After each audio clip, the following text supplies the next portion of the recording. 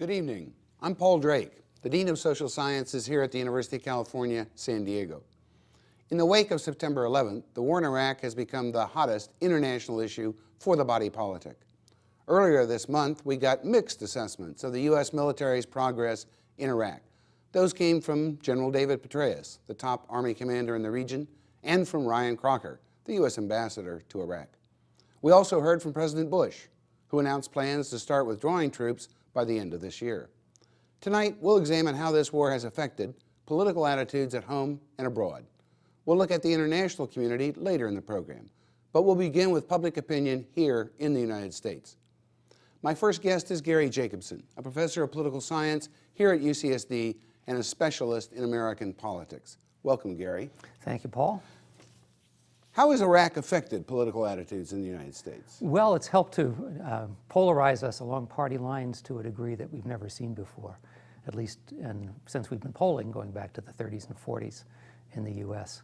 The public's more divided on this war than they've been on any previous similar engagement to Korea, Vietnam, the first Gulf War, et cetera. And they're more divided about this president than they've been about any president since we've been measuring these things.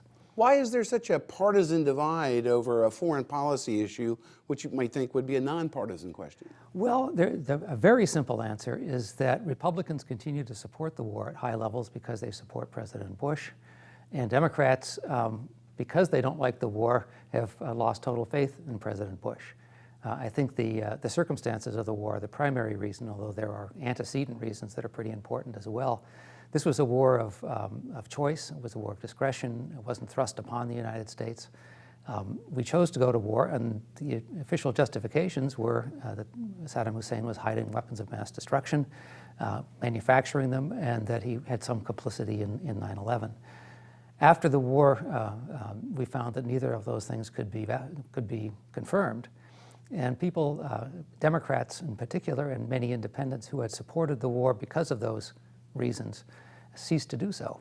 Republicans, on the other hand, were happy to accept, by and large, the new justifications that the administration proffered at the time. And since then, the partisan divide has grown very, very wide. So independents tend to track the trajectory of Democrats, or they're slightly different? They're in between, but they're about 2/3 of the way to Democrats. They're on virtually every question having to do with Bush or the war. The independents are about 2/3 of the way toward the Democrats. So, for example, Bush approval now among Democrats is about 7 or 8 points, 10 points. Among independents, it'll be 25. Among Republicans, 70. What about Bush's recent announcement that he'll start withdrawing troops to get back to the pre-surge level? Will that change public opinion? I don't think anything really changed with the events of the last month and the reports of the last month, other than to perhaps slow down the slide in public support for the war, especially among Republicans. Democrats have pretty much made up their minds 3 years ago that it had been a mistake and they would be happy to get out of it.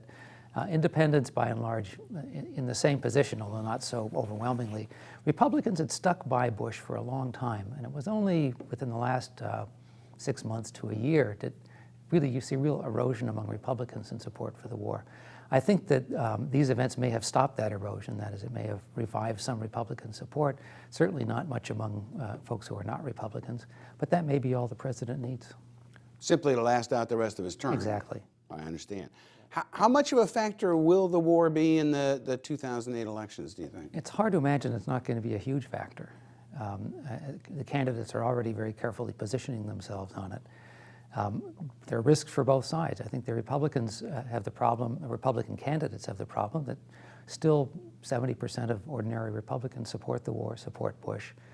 They're not going to win the nomination by attacking either one very vigorously. On the other hand, among the general public as a whole, it's not very popular at all. Bush isn't popular at all. So they're going to have to maneuver between what it takes to get the nomination and what it takes to win a general election at a time when the public seems to be soured on the war. Moreover, their fates are very closely tied with what goes on in Iraq, things over which the U.S. doesn't have a whole lot of control right now.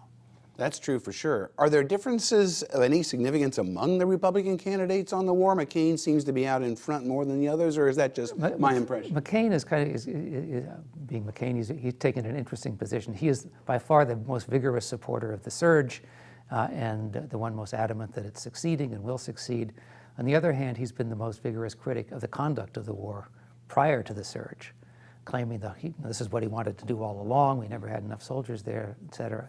So he's both critical of the administration in its conduct of the war, but highly supportive of the war itself and its current policies.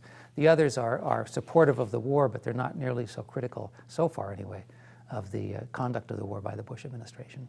What about among Democrats? They all seem to be singing more or less the same tune. Are there significant differences? Their problem is, well, aside from differentiating themselves from each other on the war, they're all against it. They all think it was now at various points they've opposed it, but they all certainly oppose it at this point.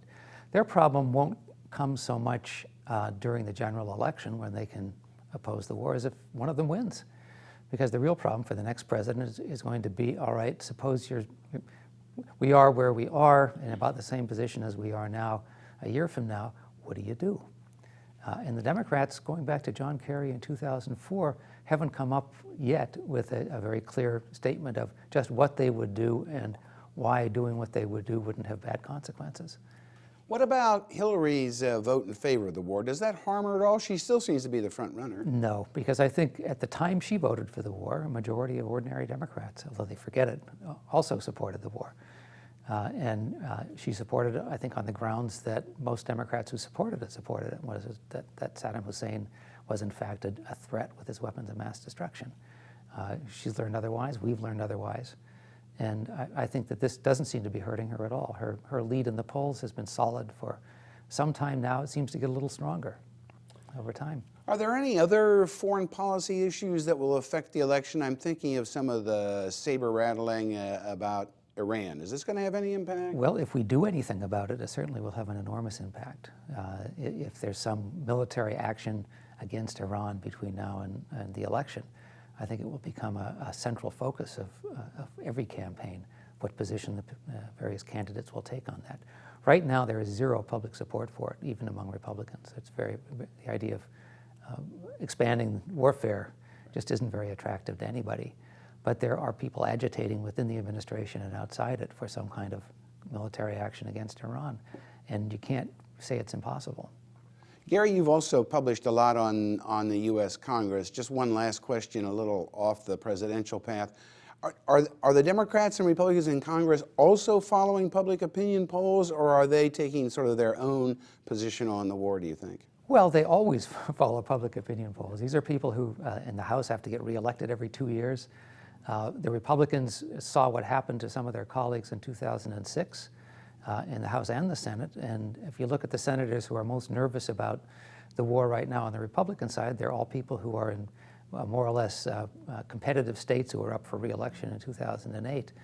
On the Democrat side, they're under pressure from their constituency to get us out quick.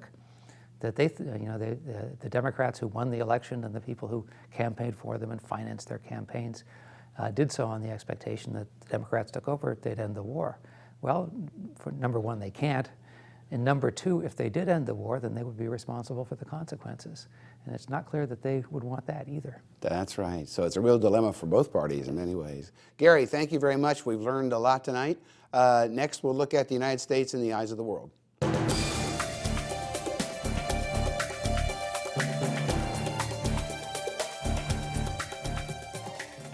Welcome back. Now we're going to discuss the impact of the war in Iraq on international public opinion. We have with us two more professors from UCSD.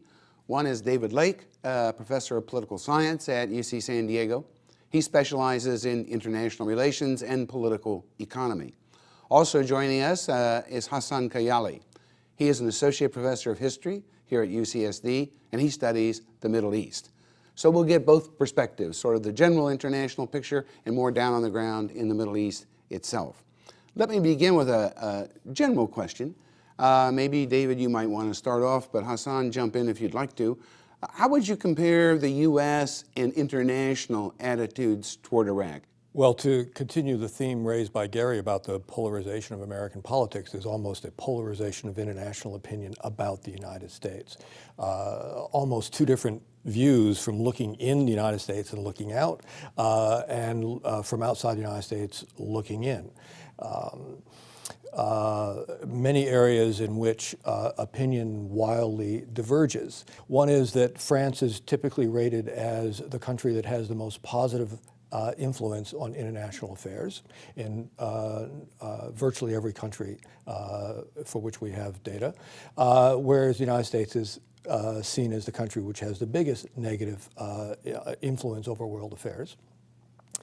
Except in the United States, where, of course, France is a country that is seen as being uncooperative and a difficult ally. So a mirror image from the international. Exactly.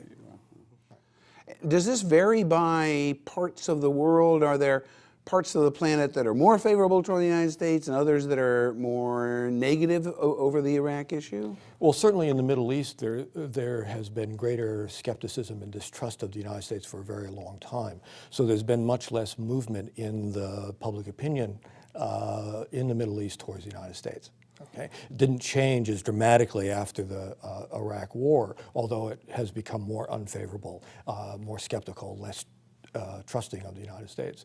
The biggest changes have actually occurred in Europe, where before the Iraq War there were fairly positive assessments of the United States and world affairs, and now increasing skepticism and distrust.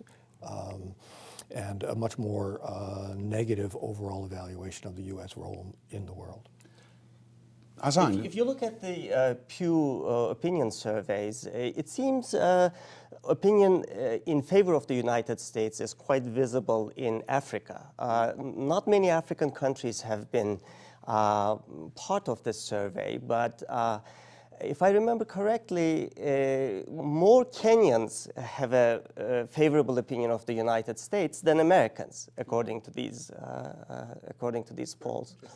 And does opinion, I think that's correct.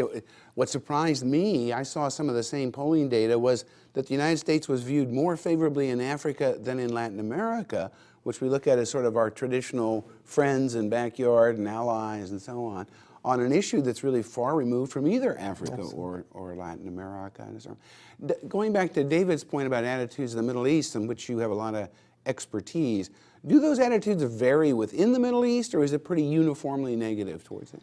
Well, variance is very, very important in the Middle East. I think that is what would characterize the public opinion.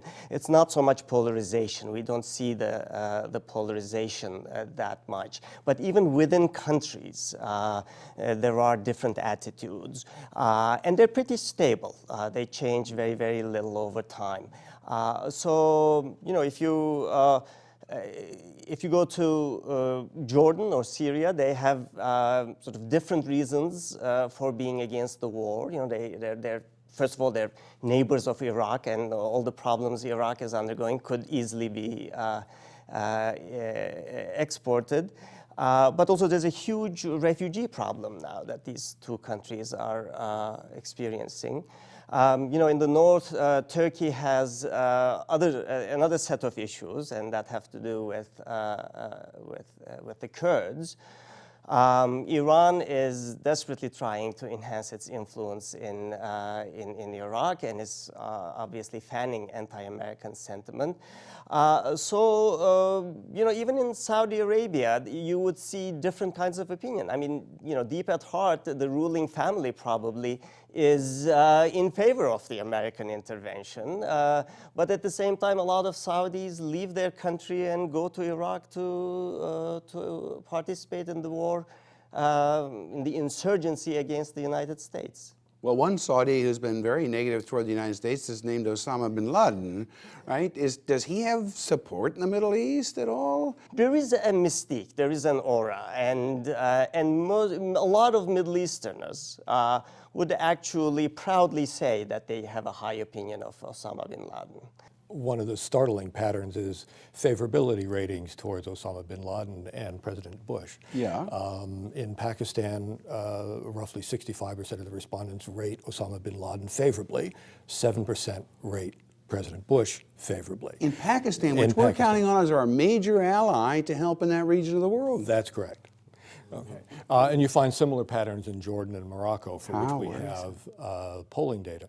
So within the Middle East, of course, again, there'll be difference within every country, but nonetheless, you do find fairly broad-based support, at least a majority support for bin Laden. Let me ask both of you, because you mentioned the Saudis might be secretly pleased that the United States is, or at least the Saudi leadership might be secretly pleased the United States is in Iraq.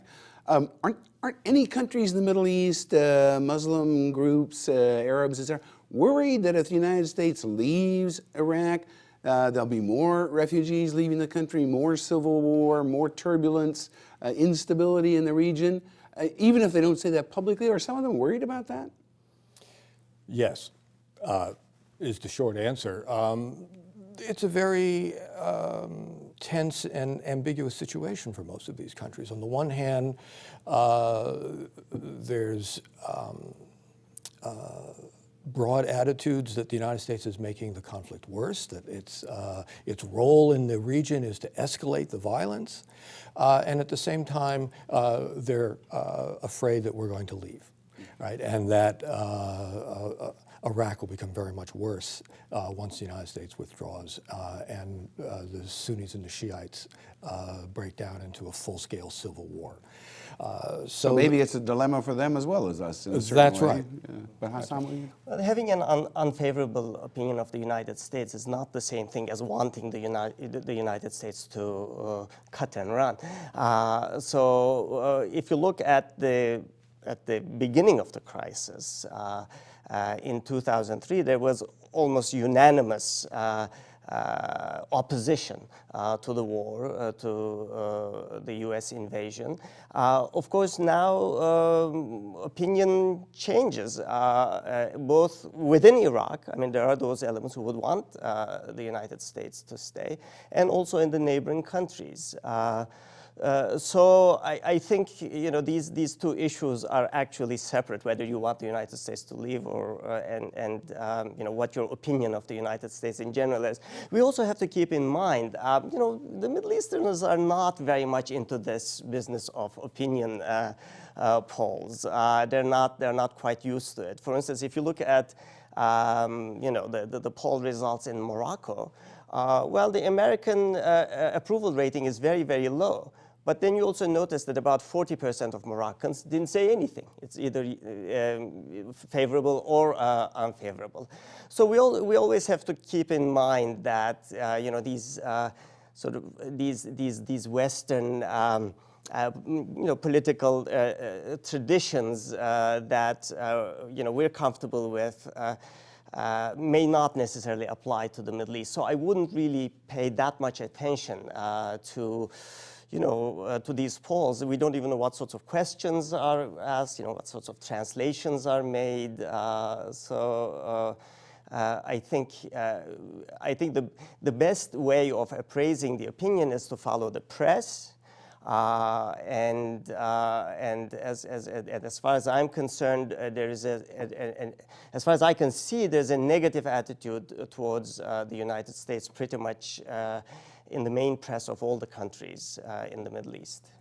let me push you both a little farther on this question of attitudes. Clearly there's a big difference in general attitudes toward the war in foreign countries versus the United States.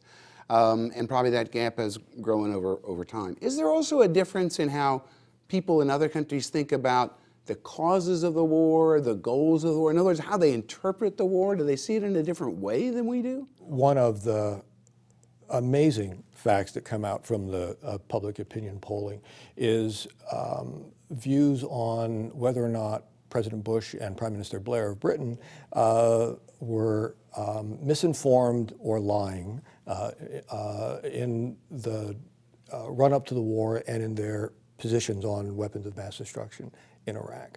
And the only two countries from which we have data that the majority say that the leaders were misinformed are the United States and Britain. In every other country, majority opinion is that they were intentionally misleading the world about the presence of weapons in Iraq. In terms of the conduct of the war, opinion has become more unfavorable over time, not only about the war, but as the war drags on. And many people see the U.S. In Iraq and in the broader war on terror as pursuing goals such as access to oil, support for Israel, domination of the world, which sound sort of bizarre to American ears, if you will, right? That when we look out on the world, we see ourselves as sort of responding to terrorism and securing the country, whereas in other states, they're looking at the United States and reading our intentions and motivations in very different ways than we ourselves do. Hasan, do you see some differences too? Definitely true in the Middle East as well. And, you know, a lot of Middle Easterners see a disconnect in, in what they think the values, the interests of the United States are, and in what the rhetoric of the United States is, and what is actually being implemented on the ground. And I think, in fact, this is one of the most unfortunate consequences of the war. Again, if you go to these polls, one of the questions asked is, the opinion of the respondents on American ideas of democracy. Now, in a country like Turkey, which is perhaps the most democratic of at least the Muslim countries in the region, only 9% had a favorable opinion of American ideas of democracy. Because the people the Turkish people don't see the United States actually implementing the sorts of ideals, the sorts of goals that it is preaching. I mean, this became a huge issue at the beginning of the war in Turkey, when the United States wanted to station troops in Turkey, and the public opinion was against it. And ultimately, the government yielded to the public opinion.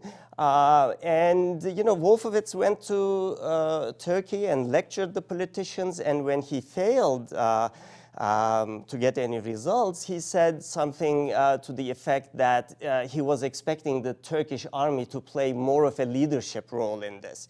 Meaning, I mean, in democratic countries, armies don't play a leadership role. The politicians play the leadership role, and the armies follow. So the suggestion was that he was expecting the army to carry out a coup by memorandum, a coup of whatever sort.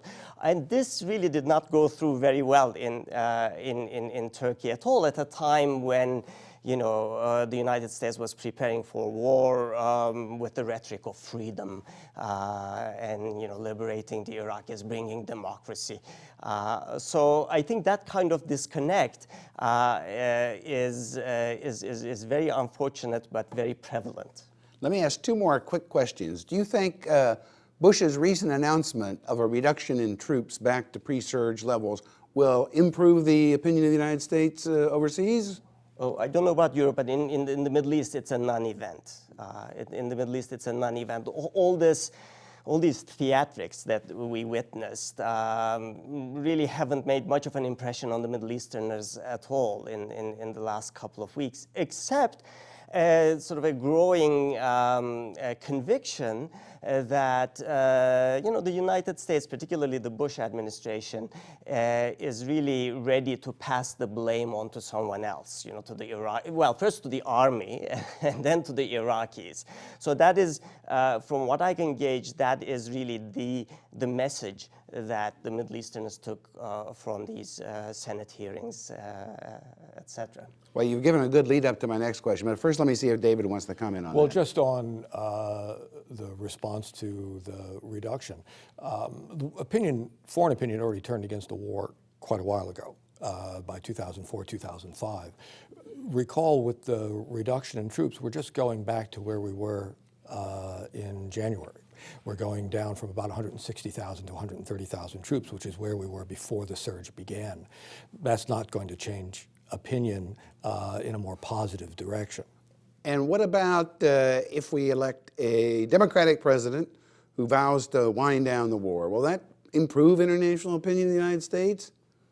What do you think, Hasan? If the Democratic president reads the Iraq Study Group report and takes the main recommendation of that group to the effect that the United States should engage in diplomacy, in negotiation, and by talking to all the neighboring countries as well as European countries, and should lead a major international effort towards bringing a solution to the Iraqi crisis. So it would take a lot more than just an election. David? Well, just very briefly, a lot depends on exactly what the new president, next president, tries to implement in terms of policy. But nonetheless, there's been a wholesale shift in foreign opinion about the United States. It used to be that foreigners would distinguish between American values and American policy. Where they might admire American values, they were often against American policy. That gap has now narrowed. Much more skepticism about American values in general, which is going to be much harder for a new president to turn around. But I don't want to cut this conversation short, Paul, but nonetheless, I understand you have some news that you'd like to share with us. Well, yes, it was announced at UCSD today that I'm going to become the next Senior Vice Chancellor for Academic Affairs. The previous one was Marcia Chandler, and Marjorie Casario has been filling in, so I'm very excited about that. It's an honor, a challenge, and an opportunity. I'm looking forward to it. But I just want to let people know how this came about. My predecessor here, Michael Bernstein, who used to host this show, found out that hosting the Body Politic is a very good way to become a vice chancellor at a university, because he was plucked out of here and taken to Tulane to be vice chancellor. So I agreed to follow him with the hope that I would become vice chancellor at UCSD, and it worked with one show, so I'm very delighted. So I just want to tell the people out there, if any of you would like to be a university vice chancellor, you should host this show. Meanwhile, I want to thank David Lake for a softball question.